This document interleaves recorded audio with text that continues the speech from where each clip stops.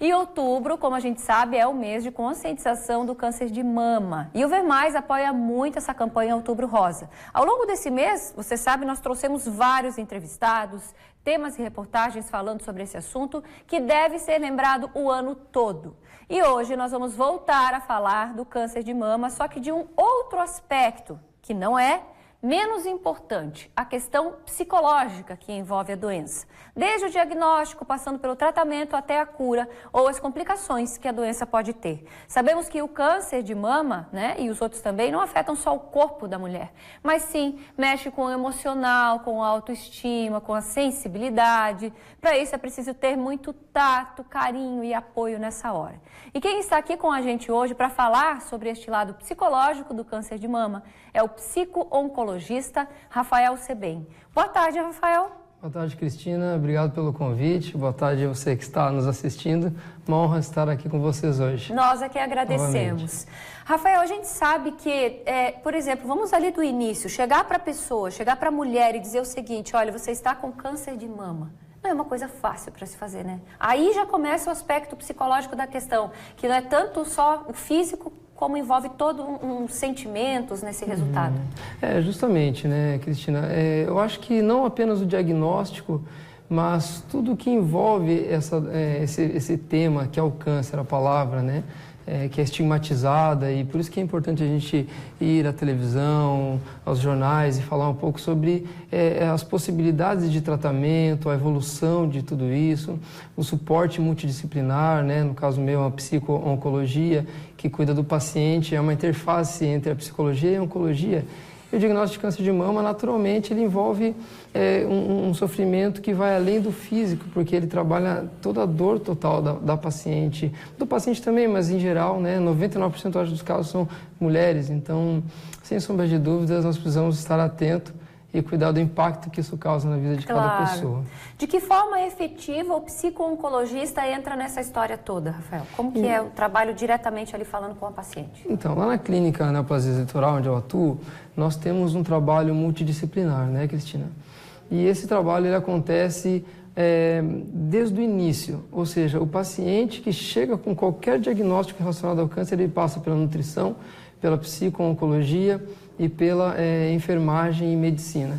Nós fazemos uma avaliação e observamos a capacidade de cada um lidar, a capacidade emocional, física, como é que ela está suportando aquela situação inicialmente.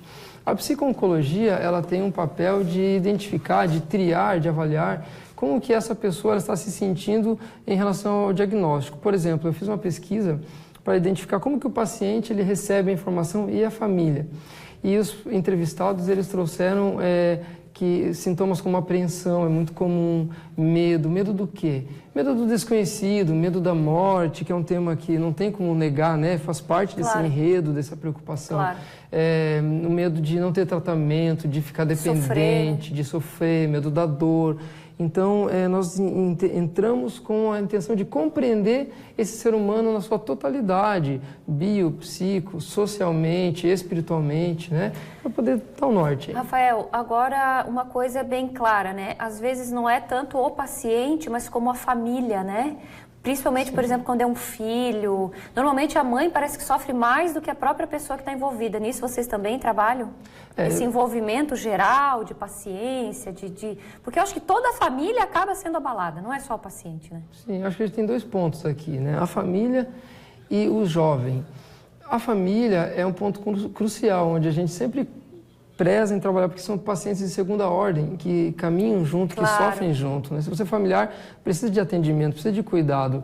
E sabe, Cristina, eu acredito que a família, quando se trata de um caso, de um diagnóstico de um paciente jovem, ou seja, um filho, o curso da vida, o que eles nos indica? Que a gente morre e depois os filhos vão morrer, não é? Claro. Naturalmente. Lógico, e quando inverte essa natural. ordem, os pais precisam de um suporte porque estão tratando daquilo que é de mais importante para eles.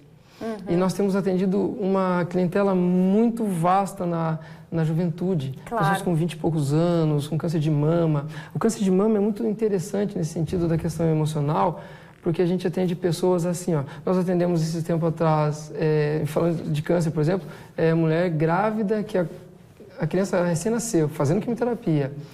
uma pessoa, todo o tratamento, né? É ali o cuidado médico e tal, para poder fazer esse procedimento. Nós atendemos também pessoas jovens, recém-casadas, ou pessoas que estão amamentando e precisam interromper o processo de amamentação. É uma quebrada de sonho, vamos dizer assim, né?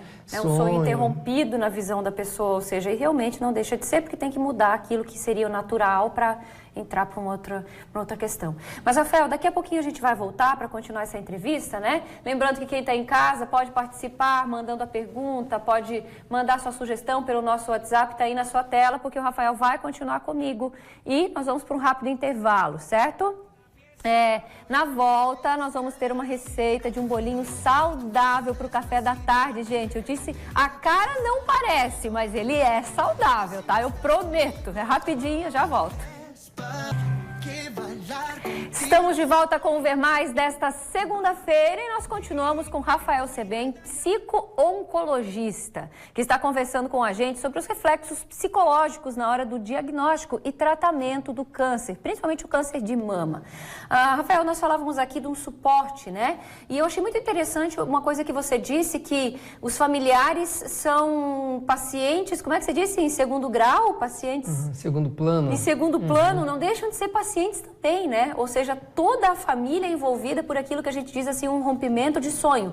E o acompanhamento de um psico-oncologista vem justamente para tentar dar mais ânimo para tudo isso, principalmente durante o tratamento, né?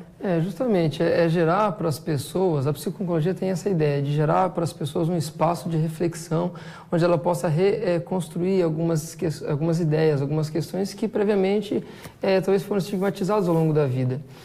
A psico-oncologia com a família, ela tem a visão de gerar um suporte para que essa família seja aparelhada, instrumentalizada para lidar com o familiar doente, porque ela também sofre, ela também tem esses medos, né? Na pesquisa que eu realizei também dizia sobre isso, que a apreensão, que o chão que sai debaixo dos pés acontece para eles também, porque os medos surgem.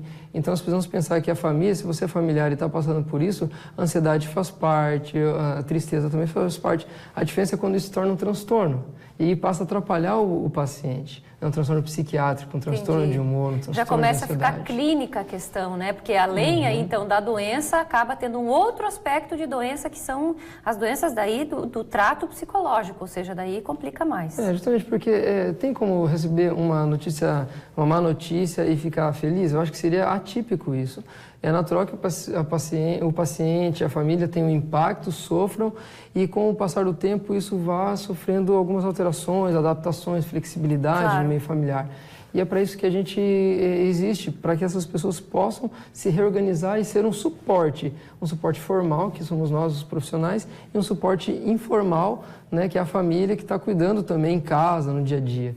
E possa também gerar um suporte saudável, né? Para a gente fechar, Rafael, é importante, a gente sempre fala aqui no Ver Mais da importância de lembrar disso ao longo de todo o ano, né? A gente nunca pode esquecer dos exames, do prévio, ou seja, de toda essa conscientização que é importante, e é para isso que a gente está aqui, para lembrar e para fazer as pessoas refletirem.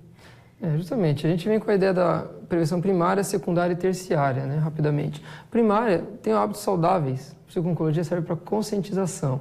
A secundária, ou seja, a primária evite ter o problema, faça tudo para que não tenha. Segundo, faça exames preventivos, e terceiro, se tiver, faça o tratamento. A equipe multidisciplinar está à sua disposição sempre. Muito bom, muito obrigada mesmo, Obrigado Rafael. E o Rafael segue comigo, que daqui a pouquinho nós vamos gravar uma outra entrevista. Obrigada mesmo. Eu que agradeço.